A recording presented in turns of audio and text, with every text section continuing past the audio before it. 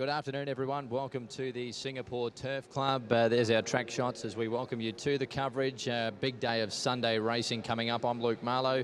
My commentary team today, Dan Cobby and Graham Harvey, your English-speaking broadcast team, and our Chinese counterparts, Li Ting, Raymond and Colin, in the wrong order from me, but looking forward to them joining us as well through the day. And, well, guys, as I welcome in Dan and Graham, Dan, Debt Collector returns today, and we can't wait for that in race 8. Yeah, we certainly can't, Luke. Thoroughly looking forward to it. It's a ripping race, isn't it? I know we spoke about it on Track Talk and even throughout the week off air.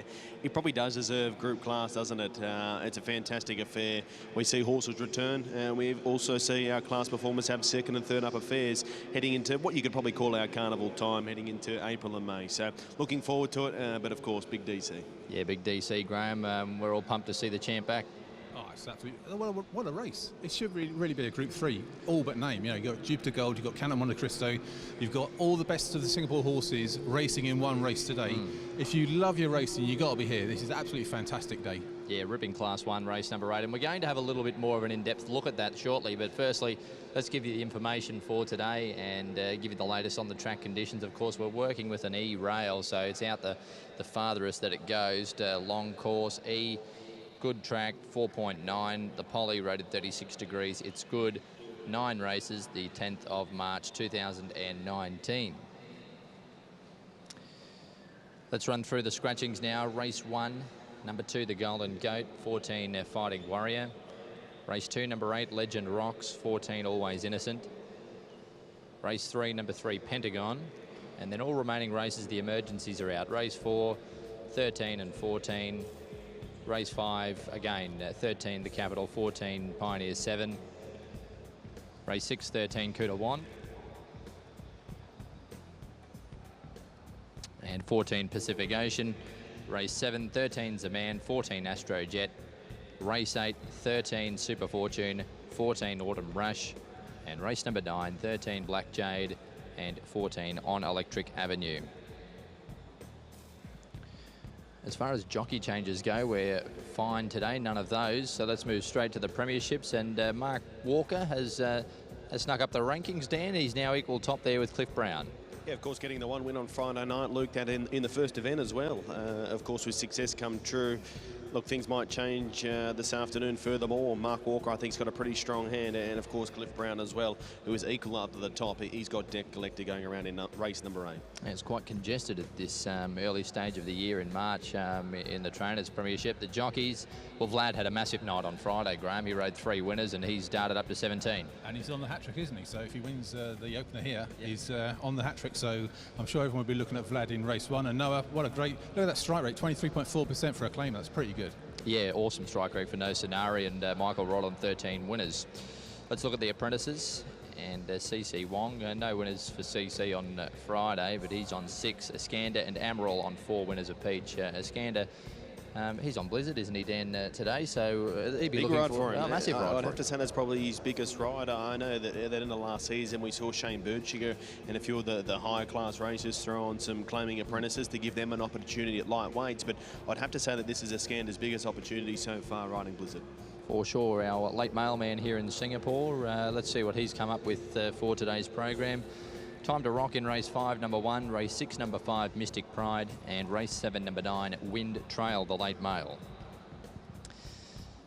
Let's talk more about this Class 1 today now, race number 8, and let's focus in on a few of the key runners. And Debt Collector, of course, he won a trial, guys. We know how well documented it was that he'd never won one before, so it almost shocked us a little bit here, Dan, to see him do this. It did shock us a little bit, didn't it?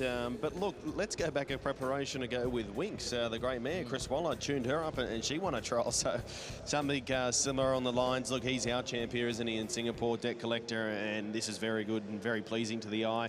I expect him to be forward enough to win this race today, Luke. I guess that's probably some people's question mark, and of course the E-rail. But from what we saw here, he's revved up for this affair, and I expect him to be winning.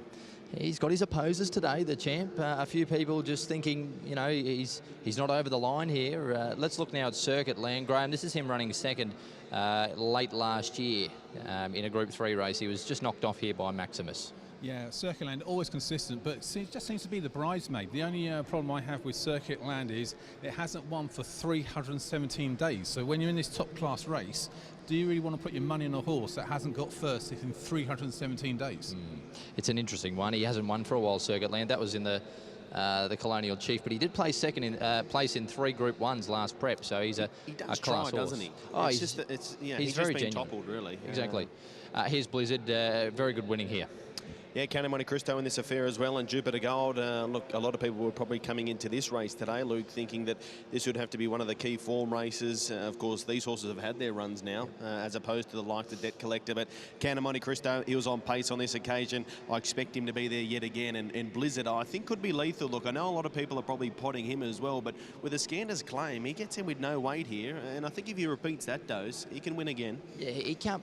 It's hard to pot a horse like Blizzard. He's a proper group class animal, and that was a great win in the Fortune Bowl, and he's only going to keep improving, guys. Yeah. Graham, he's been coming on more and more with each run. Yeah, it definitely, that Fortune Bowl win the last time can improve, but it's a great race, isn't it? It is the highlight of the season so far. For sure. Look, the weight for Debt Collector, 59. He's not an overly big horse. We know he's done it in the past, carried good weight stand, but the 59, it's got to be a little bit of a question mark as well, hasn't it? It'd have to be a question mark as well if you go back through his last preparation and of course when he won the raffles and the QE2 Cup and then obviously chose not to push forward to the Gold Cup for a few reasons, but weight definitely would have been one of them. So look, it is probably a bit of a factor as well, and with the E-course, 1400 metres first up, but with that revved up trial, I think he can be confident enough monitoring his parade. I think he's awfully hard to beat.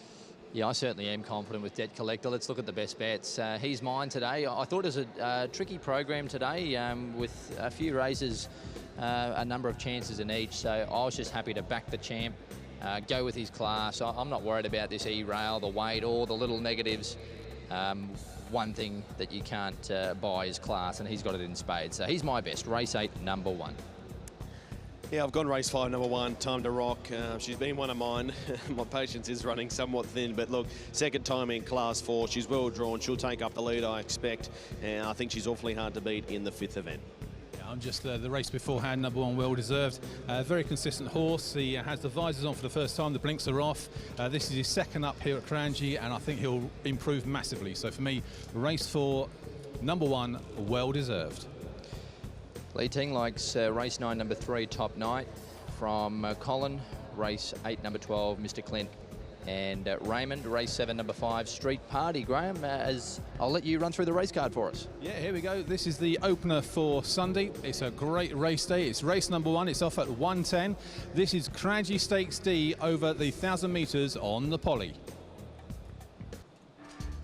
Number 1 is Natural Impulse, Saifuddin up 12 from 10. 2, the Golden Goat is Scratch. 3, Sun Aries, Vlad Jurek down 1 from 3. 4, High Street, Glen Boss up 3 from 8. 5 is Rich Fortune, John's the jockey up 9 from 9. 6, Honor, Brent Thompson up 1 from 6. 7 is Majular, Ayesahuri is the jockey up 4 from 7. 8 is Thoth Warrior, Troy C up 2 from 12. 9 is Golden Spark, Mark Yu up 4 from 4. 10, Eddie Gray, Emerald's the Apprentice up 1 from 1. 11 is Dominic Yusuf's the Apprentice up 9 from 11. And 12 is Phidias, Benny Woodworth down 1 from 5.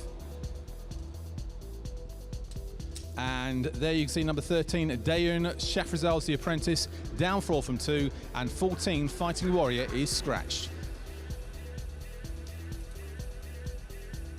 So here is Majuli, the horse number 7.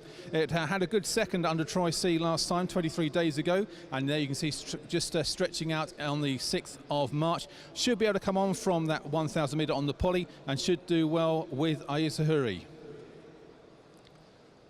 This is Thoth Warrior, the 8 horse. He's on the upgrade, was in Class 5 last time, comes into Karanji Stakes D. Troy C retains the ride, has an outside draw, but won on the 22nd of February and on the 6th of January. 2 wins out of 3, and the other race was second in top form, Thoth Warrior.